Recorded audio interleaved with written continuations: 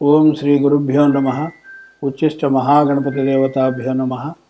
ఆదిశంకరాచార్య దేవతాభ్యో నమ. కేఎస్ కృష్ణమూర్తి దేవతాభ్యో నమ. కేఎం సుబ్రహ్మణ్యం దేవతాభ్యో నమ. శ్రీరామస్వామి దేవతాభ్యో నమ. సోమశేఖర శర్వనామ దేవతాభ్యో నమ. మాతృభ్యో నమ. పితృభ్యో నమ. సర్వేభ్యో నమ.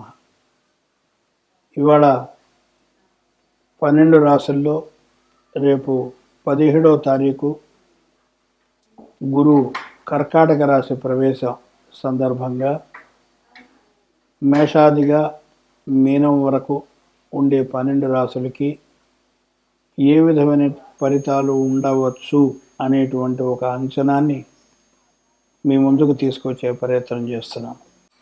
తదుపరి మకర రాశి. మకర రాశికి తృతీయ వ్యయాధిపతి గురువు సప్తమంలో ఉన్నాడు. అంటే ఇక్కడ 2 విషయాలు ఉన్నాయి. కొంతమంది ఉద్యోగస్తులకి ట్రాన్స్ఫర్స్ అయ్యేటువంటి అవకాశం ఉంటాయి, బదిలీలు అయ్యేటువంటి అవకాశం ఉంటాయి.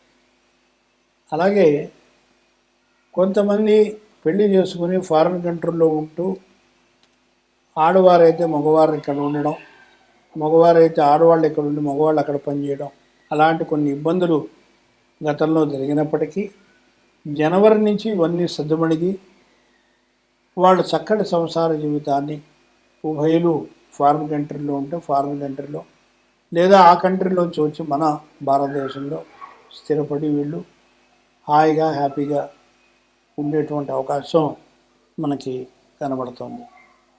అలాగనే ఈ గవర్నమెంట్ డిపార్ట్మెంట్లో ఉండే వాళ్ళకి ఎక్కువ టూర్స్ ఉంటాయి. అలాగే వ్యాపారస్తులు ఎవరైతే ఉంటారో వాళ్ళు తొందరపడి మీరు ఇన్వెస్ట్ చేసి వాడి మాటలు వీడి మాటలు విని తొందరపడకండి. మీరు దయచేసి ఒక చదువుకున్నటువంటి సీనియర్ మోస్ట్ ఎవరైతే ఉంటారో ఆస్ట్రాలజర్స్ వాళ్ళని మాత్రమే కలవండి. ఎవరిని పడితే వాళ్ళని కలిస్తే మీరు క్రాస్ రోడ్స్లో ఉండవలసి వస్తుంది. ఇది తస్మాత్ జాగ్రత్త. ఎందుకంటే ఈ రాశి వాళ్ళకి ముఖ్యంగా 3-12 భావం వచ్చింది కాబట్టి కొంచెం జాగ్రత్త ఉండాలనేటువంటి ఉద్దేశంతో చెప్తున్నాను తప్ప భయపెట్టాలనేటువంటి ఉద్దేశం కాదు. సో ఈ మకర రాశి వాళ్ళకి ముఖ్యంగా లగ్న ద్వితీయాధిపతి అయినటువంటి శని వక్రి కాబట్టి వీళ్ళకి నవంబర్ దాకా పరిస్థితులు అలాగే ఉండి నేను చెప్పినటువంటి పరిస్థితులు డిసెంబర్ నుంచి అనుకూలంలోకి వస్తాయి. ఇది వీళ్ళకి చెప్పినటువంటి క్లుప్తమైనటువంటి సమాచారం. మరొక విషయం, ఈ ఛానల్ ద్వారా 12 రాసుల వాళ్ళకి ముఖ్యంగా ఏ రాసుల వాళ్ళు జాగ్రత్తగా ఉండాలి అనేటువంటి విషయాన్ని మరొక్కసారి మనం చర్చించుకుంటే మన ఉభయులకి ఎంతో ఉపయోగదాయకంగా ఉంటాయి. అంటే చెప్పినటువంటి దాని యొక్క సత్ఫలితం మీరు పొందాలనేటువంటి ఉద్దేశంతో దీన్ని మళ్ళా చెప్పడం జరుగుతుంది. మనకి ముఖ్యంగా మొట్టమొదటిగా వృషభ రాశికి అష్టమ భావ సంబంధం వచ్చింది కాబట్టి అది కొంత ఇబ్బంది కలిగించేటువంటి కార్యక్రమం. అంటే వాళ్ళకి సమయం అలాంటిది. ఎప్పుడూ నా మాస్టర్ అంటే కాదండి, మీకు ఇంచుమించు డిసెంబర్ దాకా ఈ ఇబ్బంది ఉండేటువంటి అవకాశం ఉంటుంది. కాబట్టి అప్పటి వరకు కూడా మీరు శనికి దానం ఇవ్వడం, నువ్వులు, అలాగే శనగలు గురువుకు దానం ఇవ్వడం మీకు చేసినట్టయితే ఈ దోషం నుంచి చాలా వరకు మీకు నివృత్తి లభిస్తుంది. తర్వాత మీకు సింహరాశి వాళ్ళకి మనం చెప్పుకున్నాం 5-12 అని ఎప్పుడైతే వచ్చిందో ఇది కొంచెం కష్టకాలం వీరికి అని చెప్పినా మీరు ముఖ్యంగా సింహరాశి వాళ్ళు ఆదిత్య హృదయం, ఖడ్గమాలా స్తోత్రం చేస్తూ కుజుడికి రవికి గోధుమలు తర్వాత కందులు దానం ఇస్తే కొంత ఉపశమనం జరుగుతుంది అనేటువంటి భావన మీకు తెలియజేస్తుంది. అలాగనే తదుపరి రాశి ధనుర్రాశి 1, 4 అధిపతి అయినటువంటి గురువు అష్టమంలో ఉండడం అనేటువంటిది కొంచెం ఇబ్బందికరమైనప్పటికీ కొంతమందికి, అందరికీ ఉంటుందని చెప్పను నేను. ఈ అష్టమం అనేటువంటిది కొంతమందికి ఉంటే చతుర్థం అష్టమం కాబట్టి కొంత విద్యలో ఏదన్నా ఇబ్బందులు ఏర్పడేటువంటి అవకాశం ఉంటుంది. కాబట్టి ముందరగానే మనం జాగ్రత్త పడి దానికి తగినటువంటి చర్యలు మనం తీసుకున్నట్టయితే మనం మంచి ప్రగతిని పొందేటువంటి అవకాశం ఉంటుంది. కాబట్టి అష్టమాన్ని మనం అలా అనుకోవడానికి లేదు. అష్టమం అనేటువంటిది సడన్ అన్ఎక్స్పెక్టెడ్ మనీ కూడా అష్టమం అంటే అకస్మాత్ ధనం అనేటువంటిది మనకి చెప్పదగినటువంటి విషయం.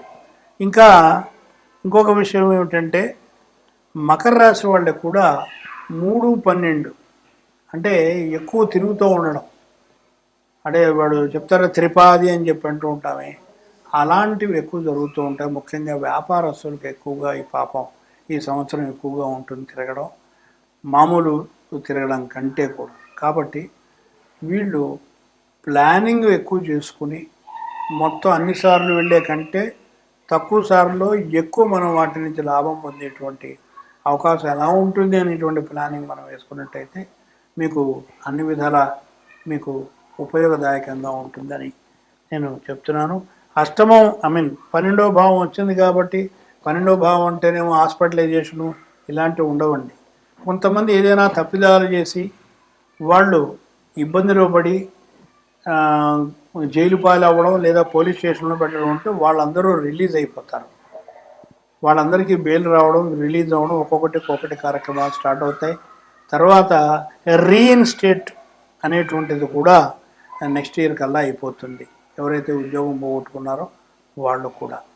ఈ విధంగా ఈ రాశులు, ముఖ్యంగా 12 రాశులు, ఈ ముఖ్యమైనటువంటి రాశులు మాత్రమే మనం చెప్పడం. కానీ అందరూ కూడా గురు చరిత్ర పారాయణం చేయడం 12 రాశుల వాళ్ళకి కూడా మంచిది. అంటే గురు బ్రహ్మ, గురు విష్ణు, గురుర్దేవో మహేశ్వర, గురు సాక్షాత్ పరబ్రహ్మం, తస్మై శ్రీ గురువే నమః అన్నారు. సర్వే జనా సుఖినో భవంతు. కుంభరాశికి అధిపతి అయినటువంటి శని భగవానుడు ద్వితీయంలో ఉన్నాడు. ద్వితీయం అంటే కుటుంబం, ద్వితీయం అంటే వాక్స్థానం, ద్వితీయం అంటే ధనం.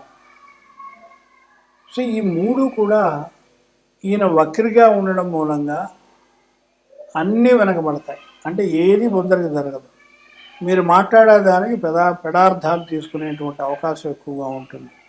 అందుకని వీరంత వరకు మౌనాన్ని పాటించాలి. ఏమండి మరి సంవత్సరం పొడుగుతా మౌనమా? కాదు. ఈ శని వక్రత్యాగం అయ్యే వరకు మాత్రం మౌనంగా ఉండాలి.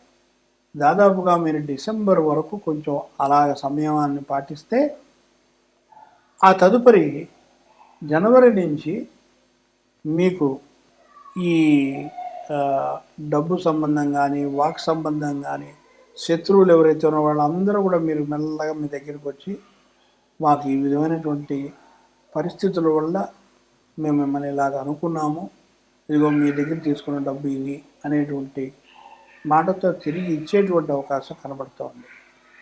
సో కుంభరాశి వాళ్ళు ముఖ్యంగా